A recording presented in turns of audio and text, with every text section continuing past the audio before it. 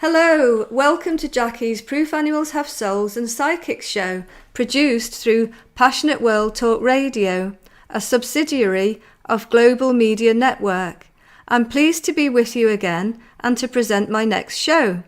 Today, we are very fortunate because we have Stephen Cavis with us.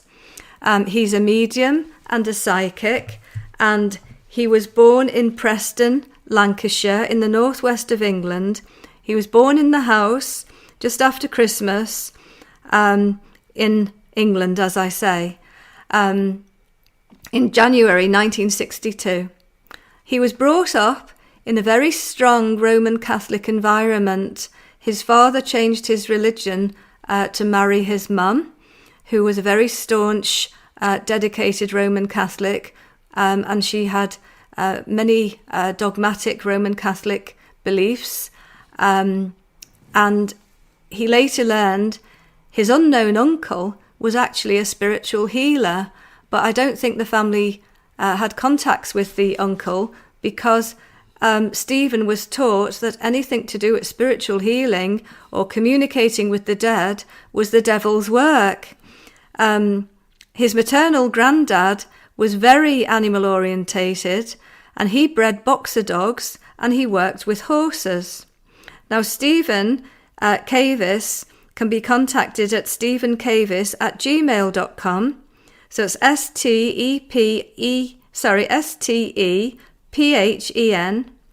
StephenCavis@gmail.com. And he likes to promote, as a medium, he likes to promote spiritualism as a way of life. So we'll get on with some questions now, because I'm sure you're all interested in how Stephen came into spiritualism and how he became a medium and a psychic and some of his experiences. So welcome, Stephen, to the radio show. Oh, thank you for having me, Jackie. Thank you for the invite.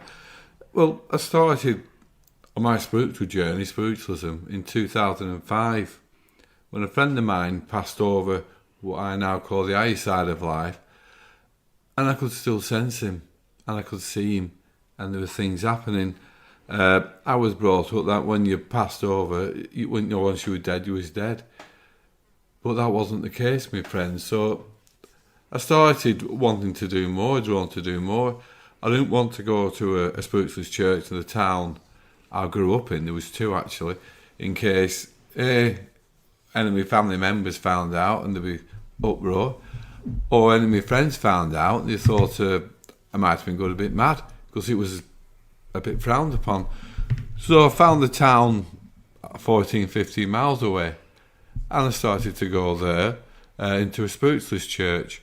And after a year, I decided to join this awareness class, where I actually met my wife in the awareness class, and it progressed where after a service, the church had moved, I apologise, to another church, and after services, had this open circle where anybody can get up, you see, sense, or feel spirit, and give a message. I was reluctant, I'll be honest with you, I was nervous talking in front of a room full of people. But eventually I was giving messages through, and then I was drawn to go to another town, on about 8 miles away, to learn about the open circle and to give messages, because I didn't know anybody. So it wasn't like, well, I might have heard this about them. And some people there, some of the meetings, asked if I'd do service for them, but I'd never done services. But I became booking secretary. It was actually called Pathways in Southport, or Portland Street Spiritualist Church. And we had a cancellation once, and the meeting told me I could do the service. I eventually had to do that service, which was about 11 years ago. And then it progressed from there, but I was asked to do services in other churches. And in these 11 years, I've been into North Wales, I've worked at the Scottish borders and around the north of England, doing services and promoting spiritualism. Thank you for that. So how long have you been a medium? As giving services-wise, doing spiritual services, 11 years. And I bring through various different, well, people who have passed and you feel their condition, and also animals. Thank you. So do you think you were born a medium, or do you think it's something that developed as you grew up and through your extra meditations in your church that you went to, the Open Circle? I think we're all born psychic, mediumistic. I think everybody has that ability. As I say, it came out of me when I was in my 40s. But if you look at Neanderthal man, he had that instinct into that fight or flight. He could sense things if there was danger. And his psychic ability, his sixth sense, was more in tune. But because of, I presume, modern things, we've gone away from that sixth sense. It's like children now, if you look. When we was children, we could add up and count. And you go in some supermarkets now, and the till's got to do the work for them. Because the calculators, that's one of them senses, what is now being put on the back burner a bit. And I feel just as the sixth sense was, and that's why the animals, to me, still have that sixth sense. They can sense that danger. You have some animals who may know the parents coming home, the mum and dad in the car, and they go to the door 5 minutes, or when the car pulls up, you know that, well, that's my mum's car, that's my dad's car. Telepathy, yes. So, do you hear, see, or sense spirit animals and their emotions and feelings? With dogs more, I feel. I was brought up with boxer dogs. We had a boxer dog. We have a little Shih Tzu now. So with dogs, if it's a big dog, Alsatian boxer, I feel more around my knee. If it's a little dog, I feel around my ankle. So between me ankle and my knee with dogs, I can sense the eyes of the dogs. With cats, I more see my third eye, to be honest, and I'll see be it black and white, a ginger tom, well, like a turquoise-coloured cat. Mm-hmm. I have once thought, well, I laugh at somebody mentioned her name. It turned out to be she was brought up on a farm. It was a family pig, a pet pig. Oh, that's interesting. So when you pick up communications from a spirit dog, you feel the height of the dog against your leg, and the larger the dog, they're towards your knee, and the smaller the dog towards the ankle. So that's very interesting. That's clairsentience, isn't it? Yeah. And then with cats, you're saying you actually see them in your third eye, and then you hear, like telepathically, names of the animals, and then you give that to the audience in the spiritualist churches, who then say, yes, Ruby, for example, yes, Ruby's my dog. And that's how they're making themselves known to you. Well, sometimes the animal doesn't come through as the animal, and it's like you've just said, the name might come through. Yes. So I maybe talk to somebody, say, I've got Felix, and they might say, oh, that's my cat. That was my previous cat. Because they're still there, giving us that unconditional love, what they gave us when we was here.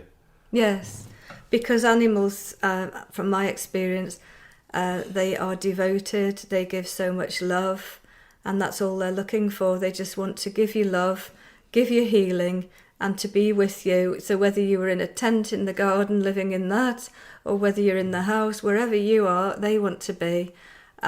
So people, as you were saying to me before the interview, some people even love their animals more than they love family members, because the animal does become, the pet does often become the family member, and a very precious family member. Would you like to give some examples of your experiences with spirit animals, please? Yeah, well, I can give with spirit and animals, which are on the airplane now. But with spirit animals, I don't feel any condition what they passed over with. Maybe we're having animals myself who's passed over, that may be a bit too close to my heart. But they'll come through, but they always come through with that love. And you sense that love of them to help the people. Just in my experience with animals, with my own pets, with dogs. The first boxer dog we had, I was 4 when we got him. I was 18 when he passed. I actually took the week off work to be with him his last week. But also with another dog, what I used to have, I like to run 2 or 3 times a week. And she used to come with me.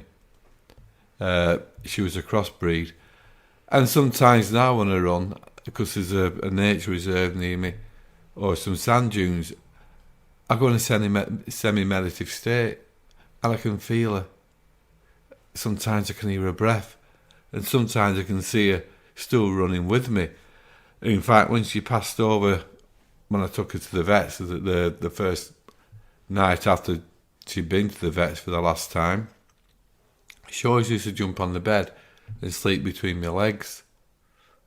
The first morning when I woke up, I still sensed her, still felt her in between my legs, and the bed still felt like that weight was there, like it was down. That's fascinating. But I used to be able to talk to her telepathically, used to be able to say things to her, and she'd know.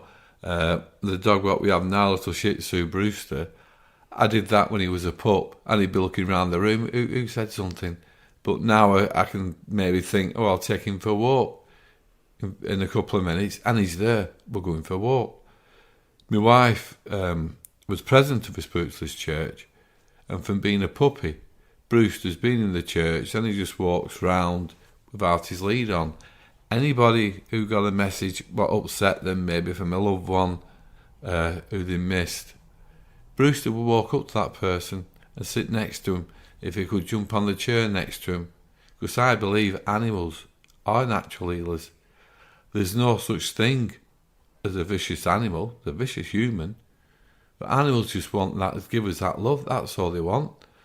If you look at cats and dogs, smaller dogs, the comfort what you get is sometimes you're upset just by stroking that animal.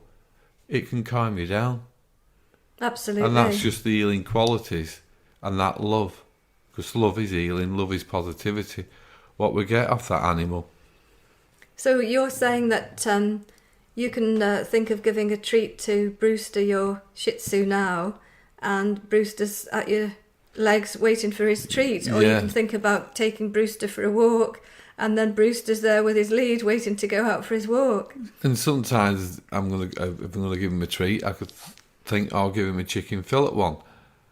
But I feel he puts that thought, I'll have a chicken fillet one that time in my mind. Because if I he's sending telepathy back to you. Yeah, and if I pick like the sausage treat up, it literally turns his nose up. He doesn't want that one. Because he wanted that chicken one. And if I do it vice versa, again, it literally turns his nose up. But that's interesting. Well, they're like us. They have their own characters, their own personalities. Their preferences. Well, yeah. Even though Bruce is very funny food-wise, but all animals are. I mean, I always remember once I was in a church and I brought a cat through. And not that long ago, I was giving this lady, a glass of water fallen off the stand on the platform of the church, yes. And I actually said, was it jokingly, was it truthfully? I said, there's your cat, just knocked the glass of water over. Because they still have that love and the characteristics, animals. It's when I go now, if I'm going for a walk, I can see if animal's not so good. And I might say to the owner, his leg's been playing him up, or this, that, and the other. You think, well, he doesn't want to be, he wants to be at home. There's no such thing, as I said, a vicious animal. And maybe if I'm running and there's some dogs come up, I can speak telepathically to them. Because some people, look, if you say mum and dad, I'm not here to hurt your mum or your daddy. Because they're protecting their loved one. Yes. Or if you can just say, or sometimes I can say to them, just stand back, you're okay, I'm not going to hurt you. And they understand that. It's our tone with an animal. If we go aggressively, they pick that aggression up. We go with love, and they pick that love up. Yes. Well, that's interesting. And thank you very much for sharing your experiences with us and how you pick up and communicate with animals telepathically, whether they're alive, physically alive, or whether they're in spirit, and your journey and your spiritual path and soul progression into mediumship. So thank you very much. And if you want to contact Stephen, it's StephenCavis@gmail.com, StephenCavis@gmail.com. So thank you very much, and maybe we can get Stephen on again in the future for listeners to ask further questions. Thank you very much.